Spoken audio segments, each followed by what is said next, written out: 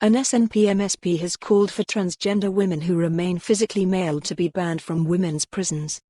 Kenny Gibson said putting male-bodied trans prisoners into women's jails could lead to psychological harm to vulnerable women inmates who had been abused by men.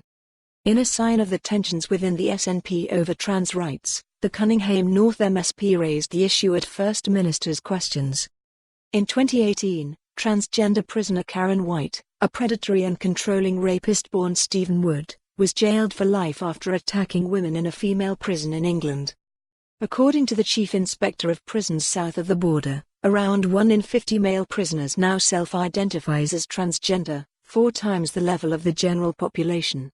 The figures have led to fears other abusive men are abusing transgender rights in order to be housed alongside female prisoners. Mr. Gibson told Ms. Sturgeon, "Last night, I attended a meeting with 12 other MSPs and around 50 people, mostly from frontline women's organizations, to discuss women's sex-based rights. We heard from one of my constituents, who is a retired prison governor, that, although the Scottish Prison Service would not contemplate placing a trans man in a male prison, it has few qualms about placing a trans woman who is still physically male in a female prison.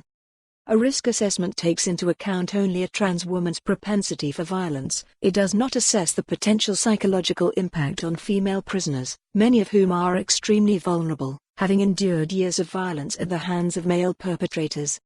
That can have, and has had, serious impacts on the mental well-being and rehabilitation of vulnerable female prisoners. Is not it time to ensure that people who are physically male are no longer admitted to female-only prisons?" Social Security Secretary Shirley Ann Somerville, who is in charge of gender recognition reform, was seen shaking her head after the comment. Ms. Sturgeon said she was unaware of the meeting but would ask Justice Secretary Humza Yousaf to respond in detail on the particular point. She went on, "More generally, this is obviously a sensitive and controversial issue. It is very important not only that we respect and protect women's rights, I have spent a lifetime as a committed feminist doing exactly that, but that we respect and protect trans rights and allow a proper debate. The government is seeking to do that, with draft legislation, to convince those who have concerns about the issue that there is not a tension and inevitable conflict between women's rights and trans rights. That work is underway and the government will continue to take it forward in a responsible and sensitive manner." The Scottish Government last month published a draft bill on simplifying how trans. For more on this story, visit the news article link.